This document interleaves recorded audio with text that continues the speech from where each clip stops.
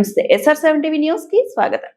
మేఘారెడ్డి తీరుపై చిన్నారెడ్డి అసంతృప్తి, కీలక వ్యాఖ్యలు. కాంగ్రెస్ లో అంతర్గత అసంతృప్తి మరోసారి చర్చనీయాంశమైంది. ఎమ్మెల్యే తూడి మేఘారెడ్డి వ్యవహార శైలిపై రాష్ట్ర ప్రణాళిక సంఘం ఉపాధ్యక్షుడు జి చిన్నారెడ్డి తీవ్ర అసహనం వ్యక్తం చేశారు. తన అనుచరులకు ఇబ్బందులు ఎదురవుతున్నాయని ఆరోపించిన ఆయన, పరిస్థితి అదుపులోకి రాకపోతే జీవన్ రెడ్డి తరహాలో తాను కూడా స్పందించాల్సి వస్తుందని వ్యాఖ్యానించారు. నియోజకవర్గ అభివృద్ధి పనులు, కాంట్రాక్టుల అంశంలోనూ ఎమ్మెల్యే తీరును చిన్నారెడ్డి దుయ్యబట్టారు. కాంగ్రెస్ ను వీడే ప్రసక్తే లేదని, పార్టీలోనే ఉంటూ తన అభిప్రాయాలు బలంగా వినిపిస్తానని స్పష్టం చేశారు. చిన్నారెడ్డి తాజా వ్యాఖ్యలతో వనపర్తి కాంగ్రెస్ లో అంతర్గత రాజకీయాలపై మరోసారి చర్చ మొదలైంది.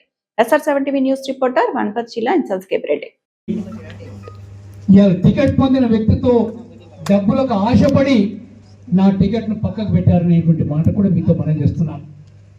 నేను ఎంత గొప్పగా పనిచేసుకున్నా వనపర్తి నియోజకవర్గంలో పోయినసారి అంటే, గతంలో నేను 7 సార్లు పోటీ చేసిన, 8 సార్లు పోటీ చేసిన, ఇల్లు ఎలక్షన్లప్పుడు ఓట్ల గురించి 3 సార్లు తిరిగా, 3 ఎన్నికలలో తిరిగా. తర్వాత మాత్రం ఊర్లో ఒక చోట మీటింగ్ పెట్టి ప్రతి ఊరు తిరుగుతూ ఉంటే, కానీ మొన్న ఎన్నికల కన్నా ముందే నేను నాకని ఓటు అడగలే. ఏ ఇంటికి పోయినా కాంగ్రెస్ పార్టీ గెలిపించండి, కాంగ్రెస్ పార్టీ అభ్యర్థి ఓటు వేయండి, చేతి గుర్తు ఓటు వేయండి అని అడిగినా. నాకు ఉండేటువంటి ఏదైతే ప్రచార సామగ్రి ఇచ్చినారో, పాంప్లెంట్లు కానీ, స్టిక్కర్లు కానీ, పోస్టర్లు కానీ, ప్రతి ఇంటికి అంటించుకుంటూ పోయి అమ్మాయి ఈసారి కాంగ్రెస్ పార్టీకి ఓటేయాలి అని ప్రతి ఒక్కరిని అడిగితే వాళ్ళు స్పందించి సామాన్యంగా ఓటు అడిగినప్పుడు అందరూ తల ఊపుతారు, కొందరు నవ్వుతూ ఊపుతారు, కొందరు కోపంగా ఊపుతారు.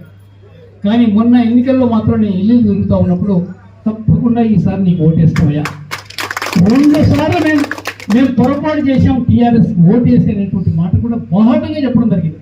ఎప్పుడు ఇంత బాహాటంగా ఎవరు మాట్లాడలే. మొన్న ఎన్నికల్లో బాహాటంగా టీఆర్ఎస్ మేము ఓటేసి తప్పు చేశాం, ఈసారి నీకే ఓటేస్తాం అనేటువంటి మాట వారు చెప్పడం జరిగింది. ఆ మాట నేను రేవంత్ రెడ్డి గారు PCC ప్రెసిడెంట్గా పోయి చెప్పాను. అన్నా, ఈరోజు కాంగ్రెస్ పార్టీ గెలవబోతుంది, మీరు ముఖ్యమంత్రి కాబోతున్నారన్న మాట కూడా నేను చెప్పాను. ఆ మాట ఉన్నాం. ఆ మాట మనం నేనంత నిర్భయంగా వారే ముఖ్యమంత్రి అని చెప్పిన తర్వాత ఇంక భయమే ఉంది చెప్పండి. ఆ ప్రకారంగా నేను చెప్పిన తర్వాత కూడా కొంత డబ్బులకు ఆశపడి నా టికెట్ కోశారు. ఇలా నా 45 సంవత్సరాలు నిర్మాణం చేసుకున్న రాజకీయ జీవితాన్ని ఒక్క వేటుతో కింద పడేశారనేటువంటి మాట కూడా మీతో నేను మనం చేస్తూ ఉన్నాను. నేను పడిపోతే పడిపోవచ్చు, కానీ ఇలా వనపర్తి నియోజకవర్గాన్ని పూర్తిగా నాశనం చేశారు. ఇలా నాలాంటి వాడు ఎమ్మెల్యేగా ఎన్నుకోబడి ఉంటే, ఇప్పుడు ఏర్పడ్డ రాష్ట్ర ప్రభుత్వంలో ఒక మంత్రిగా నియమించబడి ఉంటే వనపర్తికి ఎంత మార్గదర్శనం ఉండేదనేటువంటి మాట కూడా